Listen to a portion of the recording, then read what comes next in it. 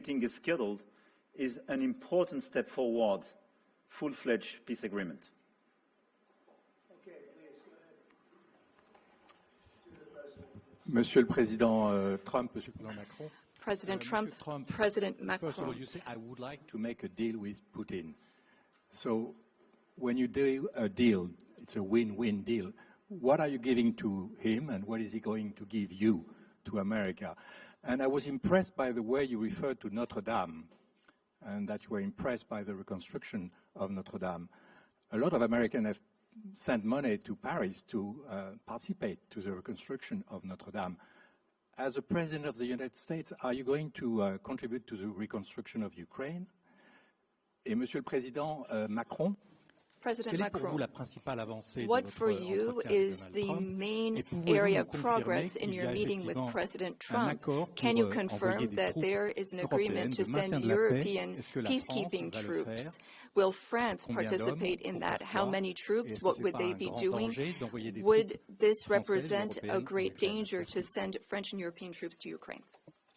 Well, I guess it's a little strange question because you ask whether or not we're going to, on behalf of the United States, contribute to Ukraine. I mean, we're in there for about $350 billion. I think that's a pretty big contribution. I do appreciate the first part of your question, however, because I think they've done an incredible job with the Cathedral of Notre-Dame. I think the president has done. I know he headed it up, and I know how hard he worked, and it took a period of time, but really not a long period of time considering what that was, so delicate, so beautiful. And I was there, and I saw the work, and I'm very good at construction. I know good construction. I know bad construction. They did a beautiful job, and this man has to be given a lot of credit for that. It's an incredible cathedral. Most people thought it couldn't be saved, and if it was, it would have to be built in a different form, and we didn't want to see a different form. We wanted to see the same form that you built. So I just want to congratulate you. That was an amazing job. I don't think you've gotten enough credit for it. Someday you will. Someday you will. Thank you, Donald. Merci beaucoup. Pour revenir à votre Thank you question, very je much. considère que To la go back to discussion your d'aujourd'hui question, a été marquée today's par plusieurs avancées. discussion showed several D'abord, la areas confirmation, of c'était progress. une des choses importantes First, pour nous. Ça fait partie de tout le travail qu'on a we mené aussi avec le have been working a great deal with President Zelensky to have a proposal that's acceptable to Ukraine.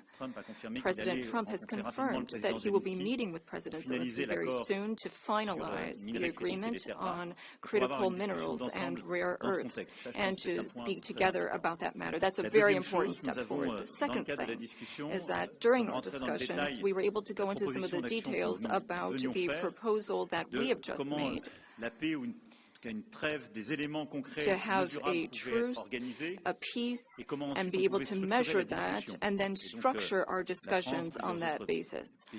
France and several other European countries, along with Ukraine, are hard at work to build this lasting peace with very specific points, including security guarantees, the territories that belong to Ukraine, the issue of reconstruction, the economy, and critical minerals. We've been able to go into the details of those proposals. The third area of progress, which really mark a turning point, is the fact that we were able to talk about the details of the security guarantees. And the President has shown this over the past few days, and he said so a moment ago. We want peace. He wants peace.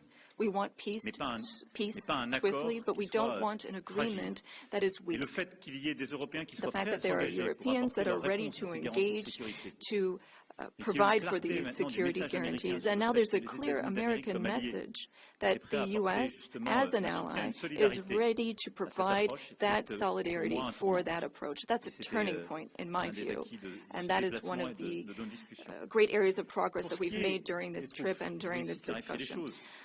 When it comes to troops, in the past, a year ago specifically, we saw a reason to talk about sending troops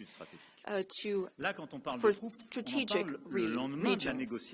Today, when we talk about troops, we're talking about sending them in after we've negotiated a lasting peace. And once we have that solid, lasting peace, that's part of an agreement signed by Ukraine, signed by Russia, and for which we will provide the guarantees.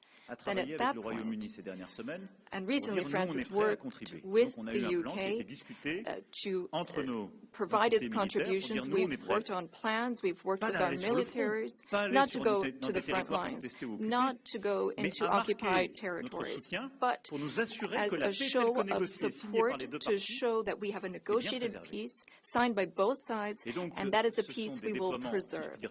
So these would be peaceful deployments of troops, not for combat. These would be deployments of an assurance force. They would be limited, but they show solidarity. I've also spoken with all of our allies, and there are European and non-European allies who are ready and willing to take part in that effort. Countries have helped Ukraine maintain its military capabilities in terms of the number of soldiers it has, equipment, whereas others have provided logistical support on the ground. The question is whether or in what form the U.S. will contribute, and during our discussions, and during the discussions with Russia, we've understood that this would be acceptable to Russia, and that's a very important area of progress, and that means that in this context, the Europeans will shoulder their part of the burden, their share of the burden. We have a strong alliance that we've built over the decades. We have our solidarity, and we have deterrence capacities. What does it mean? Would it be dangerous? If there is an agreement signed by Ukraine and Russia, thanks to the efforts of President Trump, and if we provide the guarantees and Russia violates the agreement, then it would be in conflict with everyone who is engaged in the peace process. And that is a change. That was something we did not see in the past. That's not what we saw in 2014. So that is the real change that we're marking. We have this deterrence capacity on the American side. We have the capacity for engagement on the European side, and that's something we're going to continue working on together. It's not dangerous, but it's credible. It's less dangerous than things that could happen in the long term. And I think this is what we need to do to ensure security. And I say this very clearly. We're also talking about security for Europeans. I've been saying this for weeks now. If we do not guarantee the security of this territory within Europe, then how can we guarantee our own security for one and all? We live just 1,500 kilometers from Ukraine, and the Germans and Polish are even closer.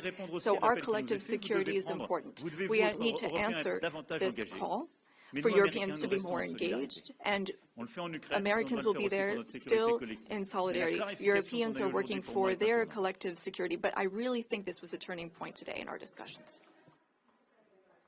Emmanuel, thank you very much. Great job, and it's been wonderful being with you.